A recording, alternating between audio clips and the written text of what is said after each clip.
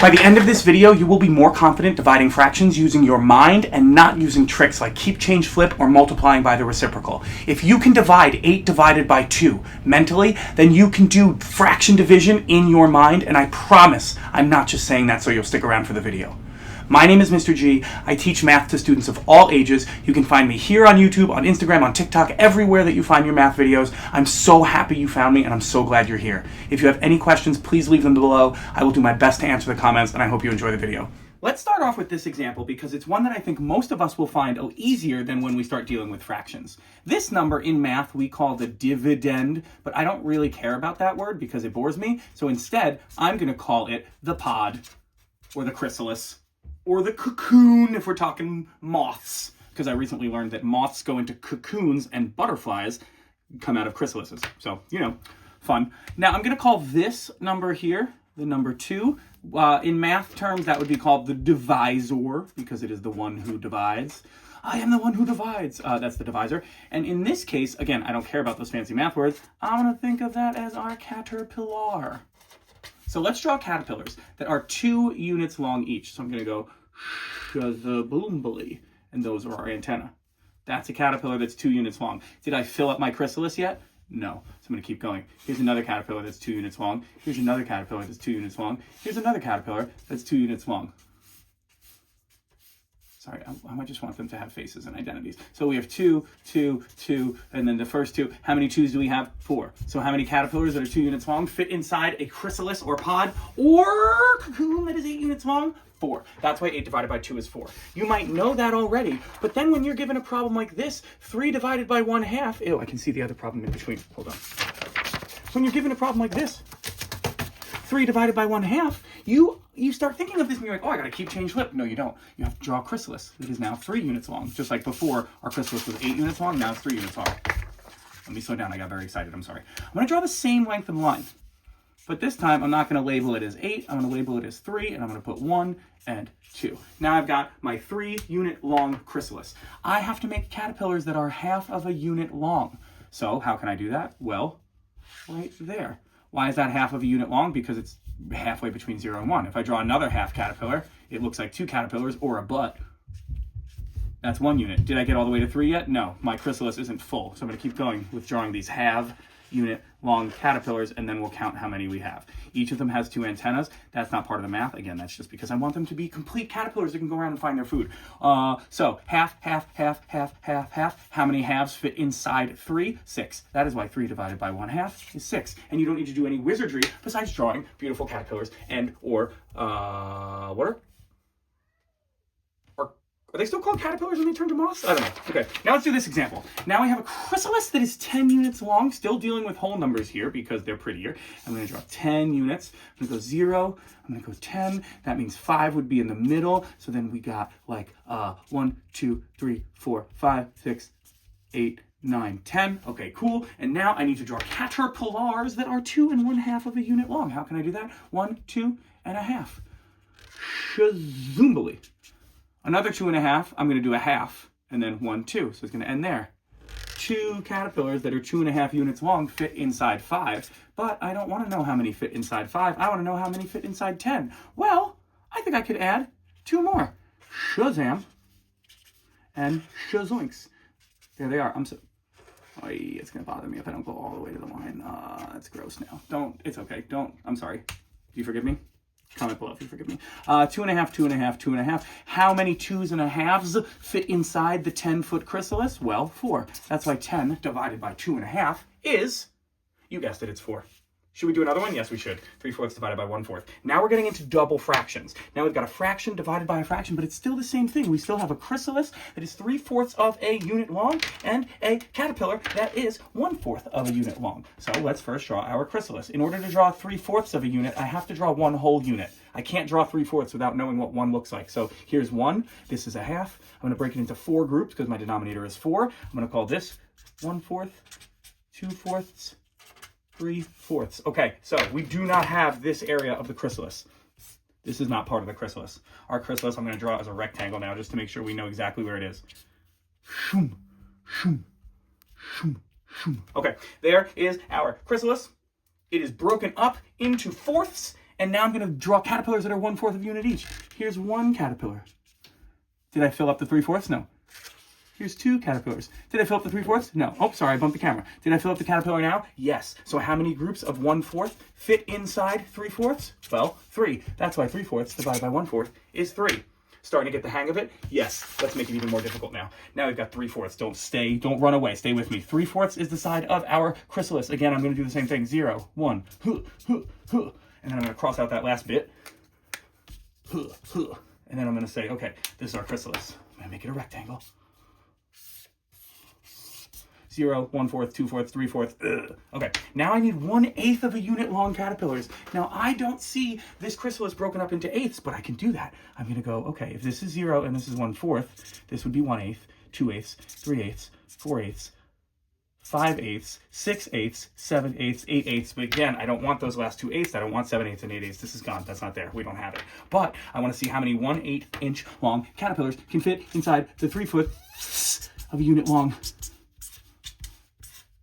Sorry, I can't talk and draw at the same time sometimes, which is unfortunate given my career. 1/4, 1/4. Oh no, my marker's starting to fray. Oh no, I got too aggressive. How many? Oh no, they're not 1/4, they're 1/8. Oh, I was worried about the marker. Oh, this piece of art. If you would like me to mail this piece of art to you, you can just look at the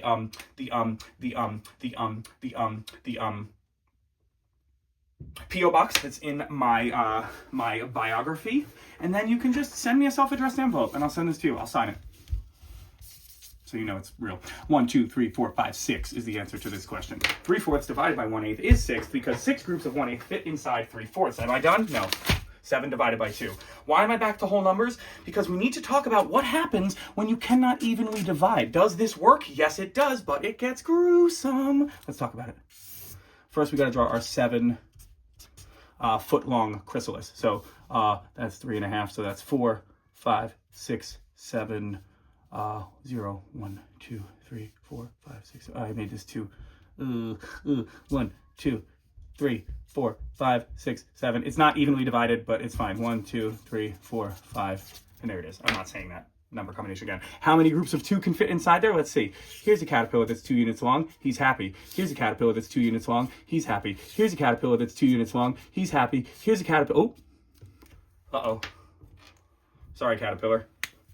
Slice. Only half of that caterpillar fits because we only had 1 more, not 2. So instead of the answer being 3, it's 3 1/2 because we don't have enough room for 4 caterpillars, but we've got enough for 3 whole caterpillars and a half because it's 2, 2, 2, and 1 is half of 2, so 3 1/2.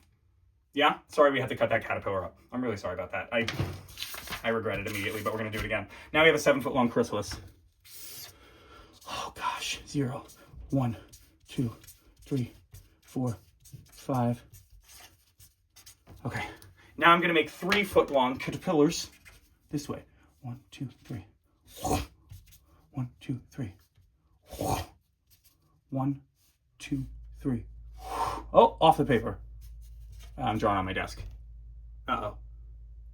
For science. Now I'm going to extend this line just to see. This would be 8. This would be 9. Because if we had 3, it would reach all the way to 9. But we don't have room for the third one. Because we have 1 group of 3, 1 group of 3, and then a group of 1, which is 1/3 of a caterpillar. So 7 divided by 3 is 2 1/3 because 2 groups of 3 fit inside 7 and you have room for 1/3 of a group of 3 left over.